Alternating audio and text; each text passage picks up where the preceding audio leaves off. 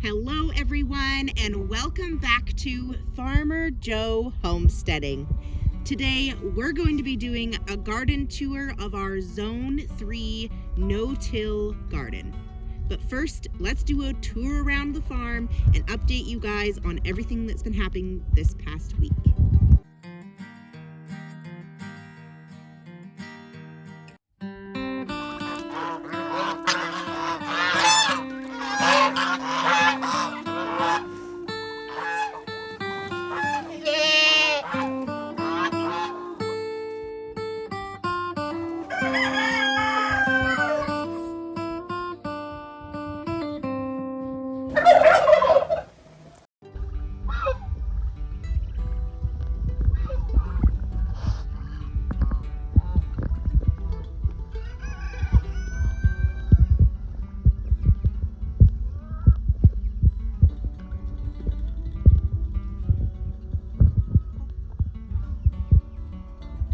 Alright guys, let's start with the coops. All of our birds are doing really well. Most of our turkeys have either stopped brooding or hatched out their broods, so they are all kind of getting over it and going back into normal life, which is good. It's keeping our little Tom here very busy. And our little turkey grow-outs are getting so big, you actually have to look for them in the crowd because they're not little guys anymore, so that's a really good sign. As for the chickens, they're doing really well. They are all out free ranging. Everyone is living their best life, having a good time. Our incubators have actually now been unplugged for the first time in 7 months. We unplugged the incubators. It is so eerily quiet in the house. It's crazy. So we are hoping to start up the incubators for mid-August because we want to start hatching August to October for our fall chicks, because fall chicks bring spring layers and spring layers are so much fun. Incubator will be unplugged for just a few short weeks. We're going to clean it out, sanitize it, and get it ready to go for fall. So that's kind of what we got going on for chickens. We've got all of our chicks separated by ages, and now that the incubators are turned off, the craziness of all the separate coops will help. We have our little brooder for our little bitties, then we have our next size up, which is like 2 to 4 week old chicks, and then we have like our month-olds to 6 weeks, and then we have some 6 week olds that are in another coop. We have the mature roosters in one pen, and then all the rest of the pullets just kind of live with the rest of the flock. So very crazy, lots of things going on, and we have well over 200 animals right now. For the goose flock, someone is laying eggs again. I don't know who it is, but we are getting the occasional egg from the geese again. We also do have a mama turkey that hatched out babies that the kids and I had to relocate. Mama turkeys can get real feisty, and we were worried that she was going to hurt the other chickens. She was attacking our hens and our roosters to try and defend and keep her babies safe. And in the meantime, her babies were getting picked on because she was leaving the nest. So the kids and I were able to gather up all of her little ones and bring them over to the playhouse. So we have a mama turkey with 4 precious little ones camping out in our playhouse right now. All right, guys, time for the hutches. Miss Livy's litter is doing really well, and they are now 6 weeks old. So we went ahead and rebred her yesterday to Peter, which went just as good as always, and we're expecting another beautiful litter out of her in a few weeks once these guys have all weaned off of mama. Amber's kits are all doing really well. She's been a good mom again, and they are getting so chubby. Twilight and her kits are also doing really well, and they are getting pretty chubby, and they are 6 weeks too. So just a few more weeks till they all wean. And that is kind of it in rabbit news. So we rebred Livy. We decided not to breed Twilight because we are trying to sell her now. We need to make room for our new girls. We brought in Kada, and then we saved those other 3. One is still MIA. She, I'm pretty sure, is living under the barn now, which is really unfortunate because I can't really catch her. So anyways, we have bunnies up the wazoo, so we're slowing down a little bit, and we'll probably only have 1 or 2 more litters out of Livy this year, probably 1 more out of Amber, and then I do want to rebreed my little girls will mature in September, so I'd like them to have 1 litter before winter to get that first litter out of the way before we get into spring. The goats got more pasture.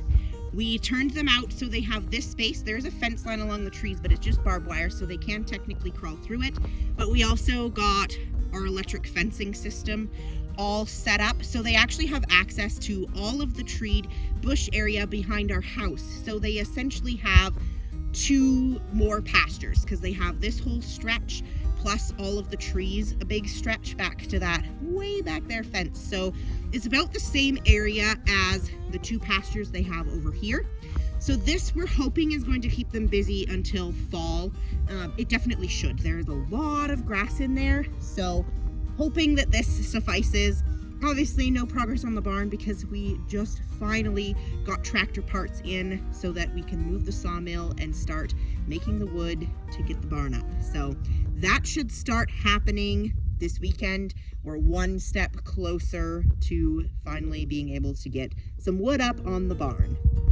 So if you haven't been noticing, I've been posting a lot more shorts lately because Miss Star is getting really close to kidding. In fact, she started showing some early signs of labor this morning. She's quite uncomfortable. She's quite swollen and loose, and her bag is filling quite quickly. So we're expecting kids from her in about the next 24 hours. So make sure you guys come back next week and see our video on Star. I'm really hoping I'm not gonna miss it. We're home all day tomorrow. We're gonna keep checking her. I'll get up and check her in the night, and we'll see what ends up happening, but I'm really hoping to film it for you guys. All the rest of the girls aren't due for a while, so after this we'll have about 2 weeks until Mama's turn, and then just a few days between Mama's due date and Luna's due date. So we're getting close, but we do have something fun and exciting coming today to fill up that back pasture. So you're gonna want to make sure that you subscribe to our channel or follow along because we got something big coming. All right, guys, back to the garden. I have been putting off doing a garden tour because the weeds have definitely overtook the garden. But this is just the reality of running a homestead when there is so many other things going on. I wish that I had more time to spend in my garden, and I'm hoping that in the next few weeks I will have a little bit more time now that the incubators are shut down. But for now, this is what the garden looks like. And you know what? The vegetables grow just as good in the chaos of the weeds as they do without them. So I am trying not to stress it. It is what it is, and the vegetables are still growing. Our onions and garlic are doing really, really well, and we have been enjoying a lot of green onion in pretty much every dish that I can put it in. Our beans are slow to come up. We find that we have a hard time growing beans in our garden because our soil is quite rich. So whatever we can get for beans, we're thankful for. We are starting to get some peas, and the kids have been able to enjoy some fresh peas from the garden already. So really looking forward to that and a good crop of peas this year. We also have carrots coming along nicely. We have our beets growing nicely and some lettuces, spinach, kale, things like that. We are almost ready to start harvesting our very first zucchinis, so I'm really excited about that. We also have some other squashes coming up along the back fence. The greenhouse is just as bananas as everything else, but it is doing well. We have some cucumbers starting, we have a lot of tomatoes on the vines, and a couple of peppers, plus my little herb garden in the corner, which is also doing well. All in all, the garden is doing really, really well. I'm really impressed with it. We have one section of our garden that is a last year's no-till, and then we have our new section of garden that is all fresh new this year that we put in this spring. So all the areas where there's a lot of weeds and it's really blanketed is all this year's because we put fresh soil in it from the barnyard, and that fresh soil will have those weed seeds in it that all of course germinated because I was trying to germinate my seeds for vegetables that I planted. So once we get that dealt with, the weeds will be a lot easier to manage. Now on the other side, we get a lot of weeds in there because everything seems to blow in from that direction. So we have a lot of dandelions and other wild weeds that grow naturally in our fields and things that will get into the garden just from seed floating in the air. You can never truly have a weed-free garden because there's always seeds circulating in the air. So always going to have to be doing some weeding, but the nice thing about a no-till garden is how easily the weeds pull up. My weeds pull up so nicely, and it makes it so much faster and so much easier when I have the time to come in here and sit and pull weeds in the garden. All right, guys, that is all I have to show you for our garden tour currently. I'm hoping to do one again in a month. Hopefully in that time, I will have more time to get in here and get weeding on this thing. And also we'll have some produce to harvest. We'll see you guys next time.